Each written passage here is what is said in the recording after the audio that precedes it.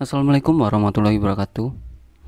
Jumpa lagi dengan saya Kang SM, tentunya di channel Aris Tenaniki. Di video kali ini saya akan membawakan cerita tentang Hanafi sesuai request dari teman-teman yang kemarin sempat menonton video Andi dan Yuli ketika mendaki di Gunung Semeru. Nah, di video kali ini kita akan menceritakan tentang sosok Hanafi, pendaki yang sudah meninggal di Gunung Semeru. Tak usah lama-lama lagi, kita langsung masuk ke ceritanya. Sebelum meninggal, Hanafi punya dua keinginan. Yang pertama, dia ingin ke Gang Potlot karena dia adalah anak slankers. Keinginan pertamanya sudah terpenuhi bersama sahabatnya anak slanker Jombang. Lalu keinginan keduanya, dia ingin menginjakkan kakinya di Gunung Semeru. Dan keinginan ini terpenuhi bersama dua sahabatnya, yaitu Saha dan Faruk. Ada banyak kisah mengharukan dalam perjalanan mereka pada waktu itu. Hingga akhirnya Hanafi mengembuskan nafas terakhirnya di Ranukumbolo setelah keinginannya sudah terpenuhi.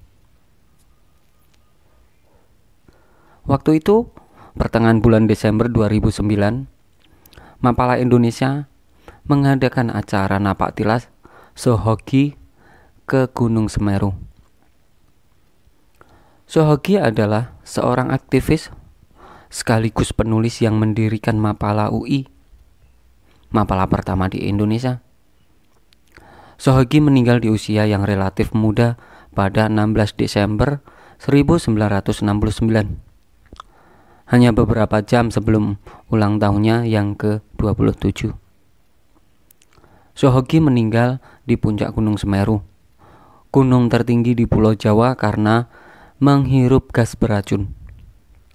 Dalam acara napak tilas itu, pesertanya dari semua komunitas pecinta alam se-Indonesia.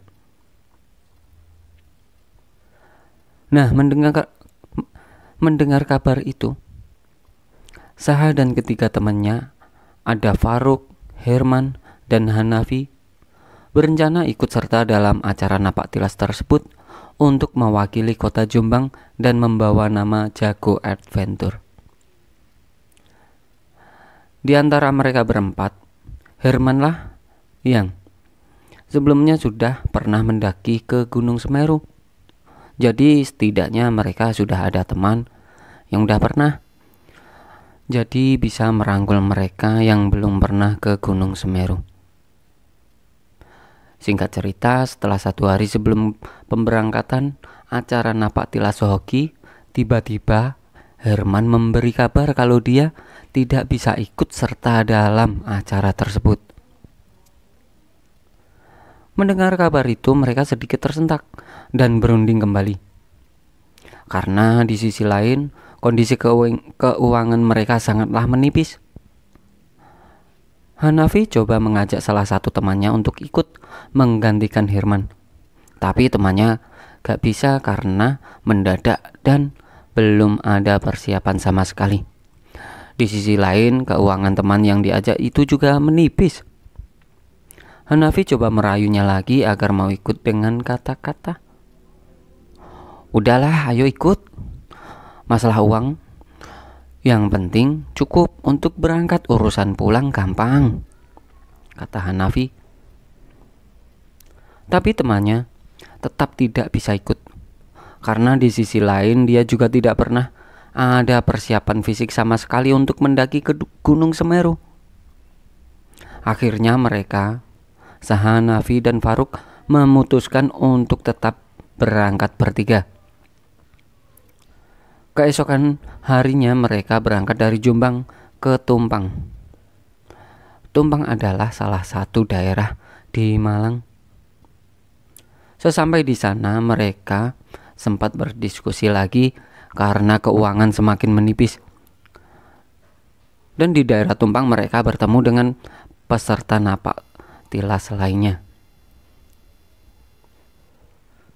"Gimana, Mang? Uangnya cukup nggak untuk kita ke Ranupani?" Amang adalah nama panggilan dari Hanafi. Lalu Hanafi menjawab, sebenarnya kurang. Ini cuma cukup untuk kita sampai di Ranupani doang. Dan untuk turunnya agak cukup. Terus gimana? Apa kita tetap berangkat? Tanya Saha kepada Hanafi. Udah, kita tetap berangkat. Untuk turunnya gampang. Kita bisa numpang mobil sayur yang ke arah Lumajang. Nanti kita ke rumahku dulu. Baru setelah itu kita balik ke Jombang, jawab Hanafi. Tempat tinggal Hanafi adalah di Lumajang, tapi tinggal di Jombang untuk sekolah dan kuliah. Di sana dia tinggal dengan bibinya. Akhirnya mereka berangkat ke Ranupani dengan menaiki kendaraan hardtop bersama peserta napak tilas lainnya. Sesampai di Ranupani, mereka berkumpul dengan peserta napak tilas lainnya dari berbagai daerah. Sesampai di Ranupani, mereka sempat berunding lagi soal keuangan untuk turun. Dan satu kata dari Hanafi yang masih diingat. Nanti setelah kita pulang ke rumahku dulu ya. Kalau udah sampai di rumahku dapat uang terus kita balik ke Jombang. Setelah berunding, akhirnya mereka memutuskan untuk berangkat. Pada waktu itu pendakian Gunung Semeru gak seramai sekarang. Bahkan dulu tiket masuk pun belum ada. Perjalanan itu dibagi menjadi sekitar 7 kelompok. Saha, Hanafi, dan Faruk mendapat kelompok terakhir. Dan di kelompok itu kebanyakan pendaki yang udah senior. Mulailah mereka berjalan. Mereka berjalan dengan pelan sambil sesekali break untuk membuat kopi. Mereka heran dengan para senior. Ternyata kalau jalan santai banget. Sampai sempat membuat kopi dulu karena saking santainya, dan waktu itu mereka tidak ada kendala sama sekali. Kondisi mereka sangatlah fit. Singkat cerita, sampailah mereka di Ranukumbolo. Sesampai di situ mereka break sambil merasakan indahnya danau Ranukumbolo. Semua orang pasti akan kagum dengan keindahan danau Ranukumbolo. Setelah puas beristirahat di Ranukumbolo, kurang lebih jam 2 siang, mereka lanjut berjalan ke Kalimati. Di perjalanan mereka sangat have fun dan tidak lupa membuat kopi di sela-sela perjalanan hingga sampailah mereka di Kalimati. Sesampai di Kalimati, Hanafi sangat senang karena sudah bisa melihat puncak Mahameru. Sesampai di situ, mereka mendirikan tenda dan beristirahat karena nanti jam 11 malam mereka berencana akan summit ke puncak Mahameru. Waktu sudah menunjukkan pukul 11 malam. Mereka semua bersiap-siap akan berjalan ke puncak Mahameru. Dan di kelompok 7 itu yang naik ada 5 orang termasuk mereka bertiga. Sebelum berjalan mereka sempat berpikir, ini beneran ya kita akan naik ke puncak? Seakan gak percaya gitu. Soalnya pas waktu di Kalimati itu kondisi mereka sudah sangat kecapean. Berbeda dengan kondisi sebelum sampai di Kalimati tadi. Akhirnya mereka memutuskan untuk tetap naik dan meminum suplemen agar bisa fit lagi. Sebenarnya waktu itu yang dikhawatirkan Saha adalah Faruk, karena Faruklah yang lebih muda di antara mereka bertiga. Berjalan dengan langkah pelan, sampailah mereka di Arcopodo. Sesampai di situ langkah kaki semakin pelan, karena kondisi jalan menanjak yang penuh pasir dan berdebu. Waktu itu kondisi Hanafi terlihat fit di depan Saha. Tapi sebenarnya Saha tahu kalau Hanafi sangat kecapean. Akan tetapi dia tidak ingin membebani temannya. Dan Saha sebenarnya sudah menunggu kata-kata Hanafi. Kalau turun memang capek ya, gak usah dilanjut. Mending kita turun aja. Tapi Hanafi tetap bersikokoh untuk tetap lanjut berjalan ke puncak. Hingga akhirnya sampailah mereka di Cemoro Tunggal. atau yang biasa disebut itu pohon yang terakhir di sana. Sesampai di situ mereka senang karena bisa melihat lampu-lampu dari pendaki lain yang udah berjalan duluan di atasnya. Mereka merasa udah berjalan paling belakang, padahal sebenarnya di belakang mereka masih ada pendaki lain, tapi masih jauh. Tak lama kemudian mereka lanjut berjalan naik dengan posisi Faruk di depan, Saha di tengah dan Hanafi di belakang. Terus berjalan ketika sudah sampai di pertengahan antara Cemoro Tunggal dan Puncak. Di situ barulah terlihat kalau Hanafi memang benar-benar kelelahan. Dia terduduk letih sambil menatap ke bawah. Sedangkan Faruk sudah berjalan lumayan jauh di atas. Saha pun bertanya pada Hanafi, "Mang, kalau memang capek kita turun aja gak apa-apa." Tapi Hanafi tetap ingin lanjut ke puncak dan bilang, "Kamu duluan susul Faruk, nanti aku nyusul." Mendengar itu, Saha berjalan duluan dan meminta Faruk untuk berhenti. Sesampai Saha di tempat Faruk, Hanafi menyusul. Sesampai Hanafi di tempat Saha, Faruk berjalan. Jadi jalan mereka saling menyusul. Pagi telah tiba. Terlihat matahari mulai terbit menyinari perjalanan mereka. Dan di situ semua ego mulai terlihat. Faruk tetap berjalan duluan karena ingin cepat sampai di puncak. Saha dan Hanafi sempat berhenti lumayan lama sambil membayangkan. Enak ya, yang di bawah yang gak ikut naik bisa menikmati kopi. Saat itu Hanafi sedang terduduk sambil menatap ke bawah, lalu Baha bilang, "Gimana Mang? Aku duluan nyusul Faruk lagi ya, nanti kamu nyusul aku." Lalu Hanafi cuman bilang iya. Kemudian Sahal lanjut berjalan duluan meninggalkan Hanafi dan menyusul Faruk. Sesampai Saha di tempat Faruk yang berjalan, ternyata Hanafi tidak menyusulnya. Saha sudah berpikir kalau Hanafi memang benar-benar sudah kelelahan. Setelah lama menunggu, Saha dapat pesan pendaki yang mau naik. "Mas, ini Mas Saha ya yang dari Jombang?" "Iya Mas, betul," jawab Saha. "Tadi saya dapat pesan dari temennya yang di bawah. Katanya dia mau balik turun," kata pendaki yang akan naik itu. "Oh iya Mas, terima kasih," jawab Saha. Melihat Faruk yang udah berjalan jauh di atas Saha, bingung antara kembali turun atau menyusul Faruk di atas. Sementara puncak sudah terlihat sangat dekat. Lalu Saha titip pesan kembali melalui pendaki yang akan turun waktu itu. "Mas, nanti kalau ketemu pendaki yang dari Jombang, tolong bilangin ke dia kalau saya ke puncak dulu sebentar. Nanti saya susul setelah kembali dari puncak."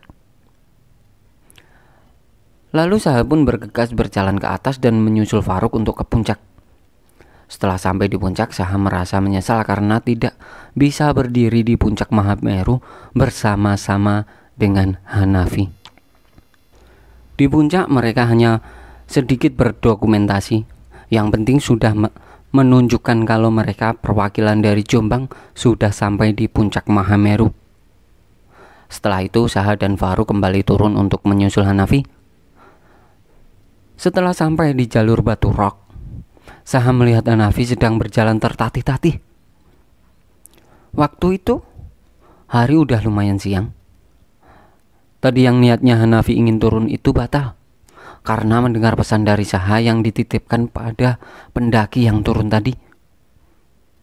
Hanafi berusaha naik ke puncak untuk menyusul Saha dan Faruk. Lalu Saha menghampiri Hanafi yang waktu itu berjalan tertatih-tatih dan Saha bilang pada Hanafi, "Gimana Mang? Kita balik lagi ke puncak biar kamu bisa sampai ke puncak." Tapi aku takut kalau ke puncak nanti asap wedus gembel akan mengarah ke puncak, jawab Hanafi yang sedang kelelahan. Lalu Saha mencoba untuk membuat Hanafi agar tidak kecewa. Ya udah Mang, nggak apa-apa. Di sini aja kamu udah sama seperti sampai di puncak kok. Lalu Saha meminta Hanafi untuk membuka bendera yang AWH yang dibawanya dan akan difoto untuk dokumentasi. Setelah berdokumentasi, Saha bilang, "Udah kan? Udah terpenuhi untuk sampai di Mahameru."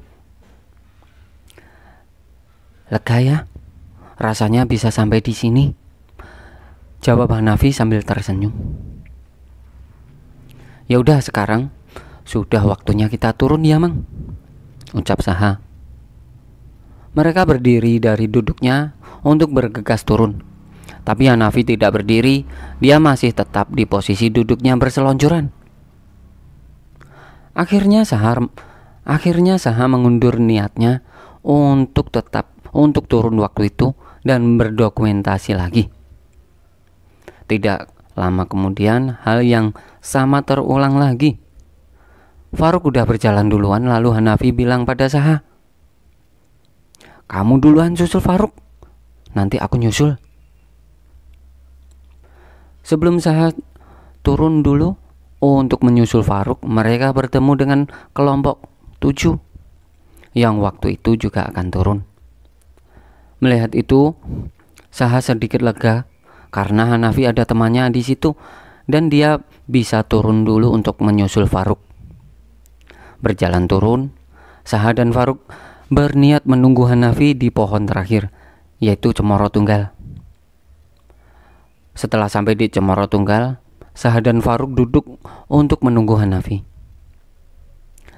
Lama menunggu, tapi Hanafi tidak juga terlihat.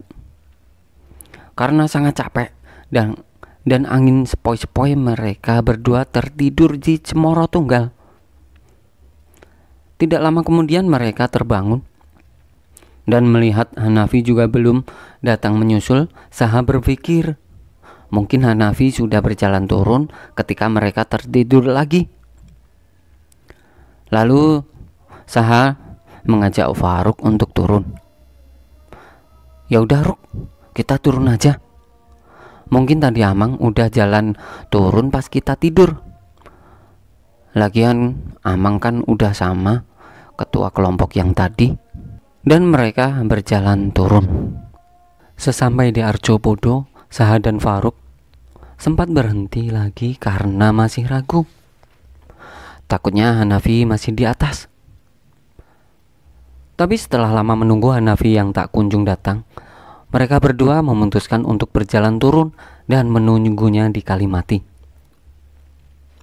Setelah sampai di Kalimati, Saha mendapat kabar dari pendaki yang turun kalau di atas ada pendaki dari Jombang yang digendong karena kelelahan.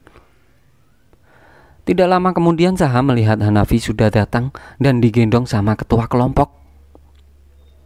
Melihat itu, Saha langsung menghampirinya dan ganti menggendong Hanafi. Saha menggendong Hanafi ke shelter Kalimati. Setelah sampai di shelter, Hanafi langsung ditangani oleh tim medis Napaktilas dari UI. Ketika Hanafi sedang dalam penanganan tim medis, di sisi lain Saha dan Faruk sedang rapat dengan peserta Napaktilas lainnya dan membahas perjalanan turun. Ketika sedang rapat, tiba-tiba terdengar suara Hanafi dari dalam shelter sedang menggerung. Mendengar itu, Saha cepat-cepat datang ke shelter untuk menengok keadaan Hanafi. Ternyata di situ Hanafi terlihat sedang menggigil kedinginan yang hebat. Lalu Saha memindahkan Hanafi ke dalam tenda agar lebih hangat. Sesampai di tenda, Hanafi masih tetap menggigil kedinginan sambil menggerung. Saha berpikir Hanafi sedang kesurupan. Lalu dia bacakan doa-doa sebisanya. Ketika Hanafi sedang menggigil kedinginan, Hanafi sempat sebut-sebut nama cewek baju merah. Nama cewek itu adalah Dian, peserta Napaktilas dari Jakarta. Mendengar itu Saha bertanya pada Hanafi, "Baju merah siapa, Mang? Dia entah." Tapi Hanafi tidak menjawab dan hanya menggigil kedinginan.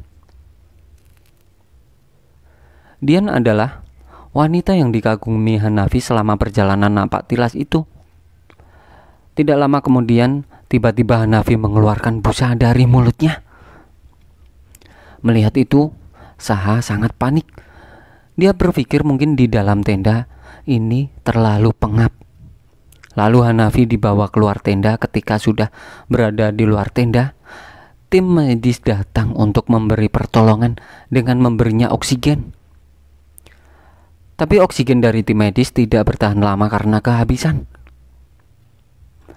Karena kehabisan bahan oksigen, Saha mencoba memberi pertolongan dengan memberi nafas buatan pada Hanafi dengan memompa dadanya kemudian meniup bagian mulutnya.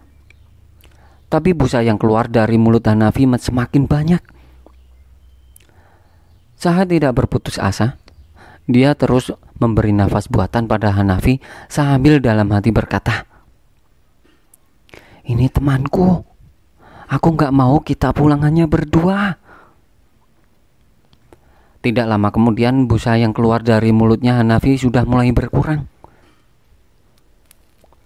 Karena hari sudah mulai sore, banyak kelompok yang memutuskan untuk turun dari Kalimati. Dan mau tidak mau, mereka harus membawa Hanafi untuk segera turun ke Ranukumbolo malam ini juga. Karena percuma kalau mau menunggu tim penolong dari bawah sampai di sini. Keburu keadaan Hanafi semakin memburuk. Akhirnya Saha memutuskan untuk mencari kayu dan memandu Hanafi turun ke Ranukumbolo dengan dibantu teman-teman lainnya. Berjalan turun sambil memandu Hanafi. Di tengah-tengah perjalanan tiba-tiba Saha merasa Hanafi sangat berat saat menandunya. Hal yang sama juga dirasakan teman-teman yang ikut membantu menandunya. Padahal tadi pas digendong di Kalimati tidak seberat ini. Rasanya yang dipikul itu seperti bukan hanya Hanafi, tapi ada orang lain. Saha tidak ingin berpikir negatif. Ya mungkin memang dia sedang kelelahan karena memikul sambil membawa tas carrier. Sesampai di Ororombo, mereka semua sempat berhenti karena kecapean. Di situ Saha melihat wajah Hanafi semakin pucat dan Saha membasuh wajah Hanafi sambil berkata, "Mang, tahan ya Mang. Sebentar lagi kita sampai di Ranukumbolo dan kita akan pulang bareng." Tidak lama kemudian mereka lanjut berjalan hingga sampai di Ranukumbolo pada jam 2 malam. Beruntungnya pada tahun 2009 itu Ranukumbolo sudah ada bangunan shelter. Dan Saha membawa Hanafi masuk ke dalam shelter tersebut. Waktu normal perjalanan dari Kalimati ke Ranukumbolo yang kurang lebih 4 jam. Waktu itu ditempuh Saha dalam waktu 8 jam. Sesampai di shelter, mereka segera menidurkan Hanafi di dalam shelter. Dan teman-teman lainnya memasak untuk mereka. Mulai dari memasak air hangat, membuatkan teh, kopi, dan yang lainnya. Tidak lama kemudian Hanafi sudah tidak menggigil lagi seperti sebelumnya. Tapi Saha tetap yakin kalau Hanafi masih hidup. Dia mencoba mendengar denyut nadinya. Masih terasa walaupun cukup lambat. Malam itu Saha dan Faruk tidur di dalam shelter bersama Hanafi dengan posisi Saha di sebelah kanannya dan Faruk di sebelah kirinya. Pagi pun tiba. Kurang lebih jam 5 pagi mereka terbangun. Ketika mereka terbangun, Hanafi akan dicek keadaannya oleh tim medis napak tilas. Mereka berdua keluar dari shelter untuk berkumpul dengan teman lainnya. Ketika sedang berkumpul, tiba-tiba Saha mendengar dari mulut ke mulut kalau Hanafi sudah pergi dan sudah mengembuskan nafas terakhirnya. Al-Fatihah buat Hanafi. Faruk percaya kalau Hanafi sudah pergi, tapi Saha tetap tidak percaya. Lalu Saha bilang pada Faruk, aku bisa percaya kalau Amang tidak ada kalau kita sudah sampai di Ranupani. Karena tim penolong tidak kunjung datang ke Ranukumbolo, akhirnya Saha memutuskan untuk membawa Hanafi turun dengan menandunnya dengan kayu sambil dibantu teman-teman lainnya. Ketika ditandu itu, posisi Hanafi sudah menumpangkan tangannya di atas perut.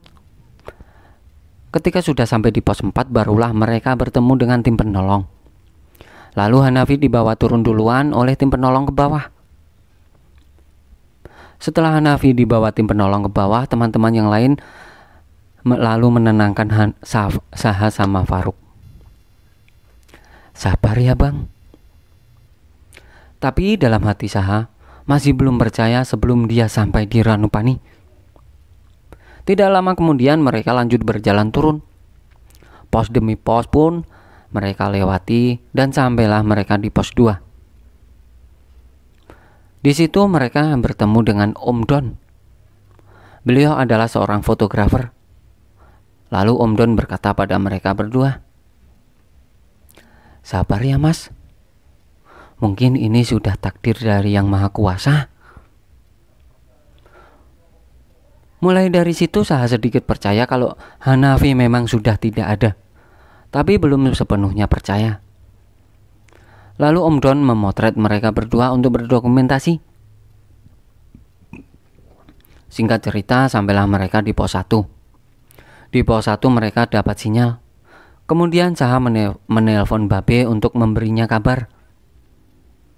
Nah, Babe adalah nama panggilan dari temannya Saha, Faruk dan Hanafi di Jombang.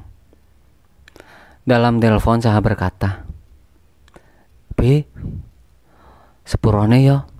Sing wingi budal wong 3, saiki mung iso balik wong 2 tok."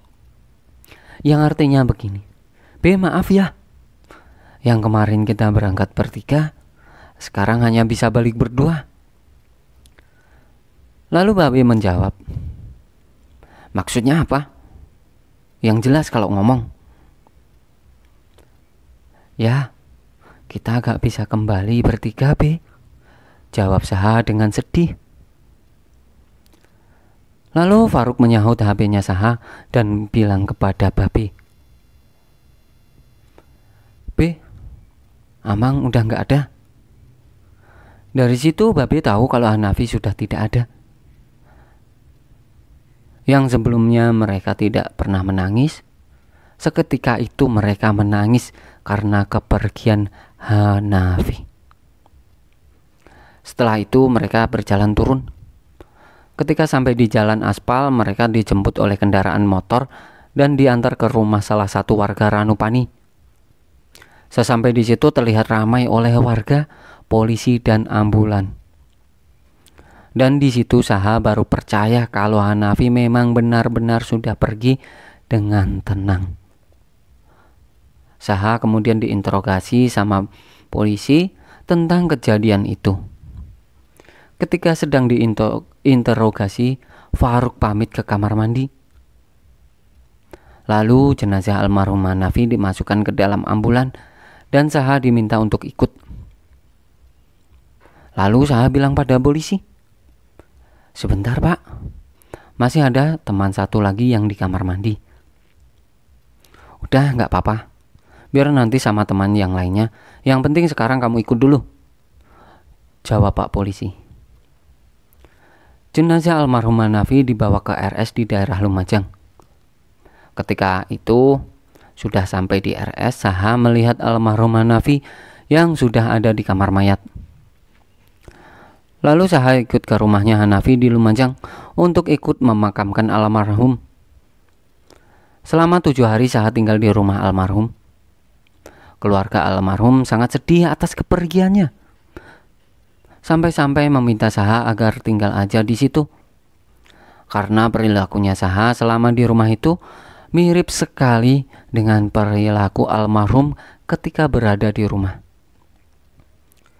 7 hari kemudian Babe dan Faruk datang ke rumahnya untuk ziarah dan sekaligus menjemput Saha untuk kembali ke Jombang. Terima kasih untuk teman-teman yang sudah mendengarkan cerita ini. Al-Fatihah untuk Hanafi.